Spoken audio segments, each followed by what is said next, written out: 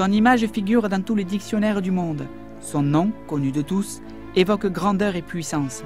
Depuis sa découverte dans les profondeurs du Rhône en 2007, le buste de César ne cesse d'exciter les esprits. C'est jusqu'au 19 septembre 2010 que le musée départemental de l'art antique vous propose de le découvrir à travers l'exposition César, le Rhône pour mémoire. Depuis son ouverture au public le 24 octobre dernier, 1500 visiteurs par jour ont foulé le dallage du musée. Après 2000 ans passés dans la vase, le général romain le plus célèbre au monde a toujours la cote. C'est quelque chose de très émouvant parce que d'abord, si j'ai bien entendu ce qui s'est dit, c'est une des rares représentations de César antique. Je crois que c'est même le seul buste de César qu'on a. Il y a des plis, il y a des détails de peau, des détails de chevelure qui ne peuvent être faits que par un sculpteur qui a en face de lui le sujet. Je lui trouve une expression très humaine. Ce n'est plus la figure du vainqueur, du conquérant sur des grandes statues équestres et tout ça. C'est un homme qui a vécu sa vie.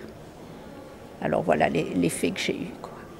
Alors que César, selon les uns, est considéré comme un génocidaire en quelque sorte, puisqu'il a quand même exterminé pas mal de peuples gaulois.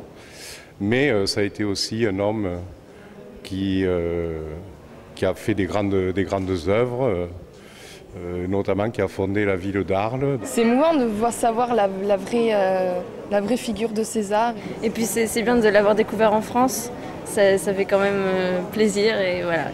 Donc c'est très émouvant de se retrouver face à ce buste de ce personnage célèbre.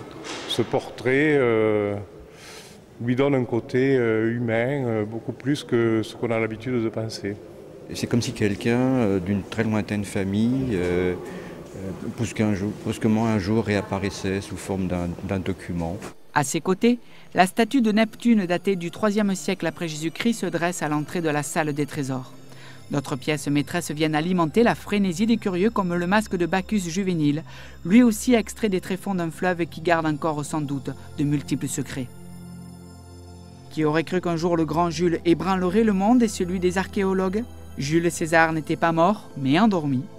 Ave César, le peuple du XXIe siècle te salue.